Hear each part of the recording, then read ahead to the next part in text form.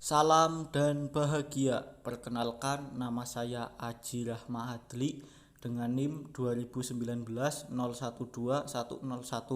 Di sini saya akan menjelaskan mengenai perbedaan mesin perkakas konvensional dengan mesin CNC. Pertama, metode operasi. Mesin perkakas konvensional, operator harus secara langsung mengontrol semua pergerakan peralatan mesin. Mesin CNC terdiri dari perangkat lunak dan perangkat keras. Operator menggunakan perangkat lunak untuk memantau peralatan mesin dan membuat program. Perangkat keras membaca program dan memberitahu mesin cara beroperasi. Kedua, biaya. Mesin perkakas konvensional memiliki biaya rendah dan biasanya digunakan untuk proyek skala kecil. Mesin CNC digunakan untuk produksi massal dan memerlukan biaya besar. Ketiga, replikasi. Mesin perkakas konvensional sangat cocok untuk membuat satu bagian yang disesuaikan. Mesin CNC setelah pemrograman yang benar, mesin CNC dapat menghasilkan hasil akhir yang sama sebanyak yang diperlukan.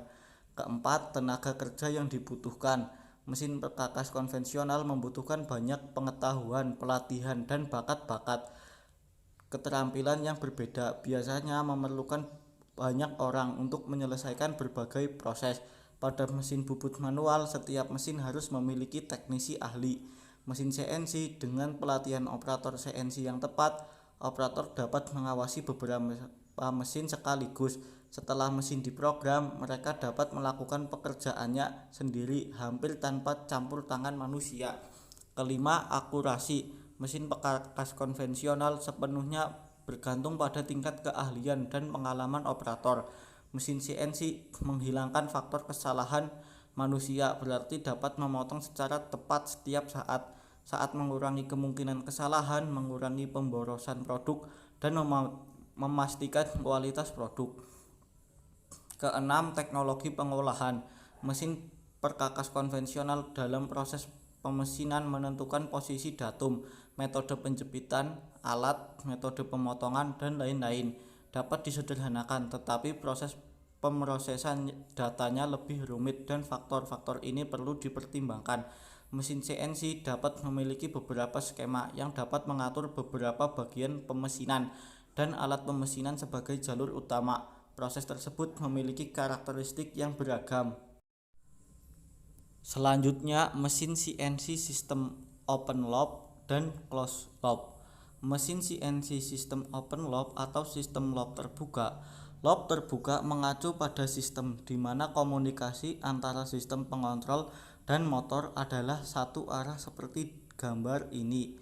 Proses untuk sistem loop terbuka sederhana. Setelah pengguna memutuskan apa yang ingin dilakukan dan menghasilkan G-kode atau semacam file kerja, perangkat lunak NC kemudian membuat sinyal langkah dan arah yang diperlukan untuk melakukan tugas yang diinginkan. Komputer menyampaikan informasi ini ke pengontrol yang kemudian memberi energi pada motor. Setelah motor bergerak ke posisi yang diinginkan, tidak ada umpan balik ke sistem pengontrol untuk memverifikasi tindakan. Sistem loop terbuka menggunakan motor stepper. Namun demikian, hanya karena suatu sistem menggunakan motor stepper, tidak berarti sistem tersebut merupakan sistem loop terbuka. Motor stepper dapat dilengkapi dengan encoder untuk memberikan umpan balik posisi seperti motor servo. Motor stepper dapat beroperasi dalam sistem loop terbuka, sedangkan motor servo tidak. Setidaknya untuk aplikasi CNC, karena motor stepper tidak memerlukan perangkat keras umpan balik, harga untuk sistem CNC loop terbuka jauh lebih murah dan sederhana daripada sistem loop tertutup. Mesin CNC sistem closed loop atau loop tertutup. Sistem loop tertutup memiliki sistem umpan balik untuk memantau keluaran motor. Sistem tertutup juga mampu memperbaiki kesalahan pada posisi, kecepatan, dan percepatan, serta kesalahan sistem jika kesalahan terlalu besar. Lihat pada gambar ini. Pada gambar ini ada dua sistem loop tertutup yang ditampilkan. Sistem tinju mengembalikan umpan balik ke pengontrol CNC. Sistem kedua mengembalikan umpan balik ke komputer.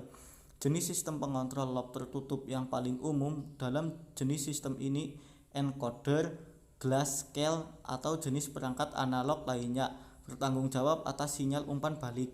Selanjutnya adalah bagian besar pengontrol lob tertutup adalah PID atau pengontrol turunan integral proporsional. Lihat gambar untuk diagram alir konsep dasar. Output encoder diumpankan ke driver motor. Pengontrol PID mencoba untuk memperbaiki kesalahan antara variabel yang diukur dan di titik setel yang diinginkan dengan menghitung dan kemudian mengeluarkan tindakan korektif yang dapat menyesuaikan proses dengan tepat dan cepat untuk minimalkan kesalahan. Jenis loop control ini disetel kesalahan pada nilai preset. Ini harus menghentikan mesin jika terjadi kesalahan berlebih. Beberapa orang percaya bahwa jenis sistem ini mungkin tidak akurat. Ini tidak benar jika diatur dengan benar. Resolusi sistem servo jenis ini harus dirancang agar satu urutan besarnya lebih tepat daripada mesin.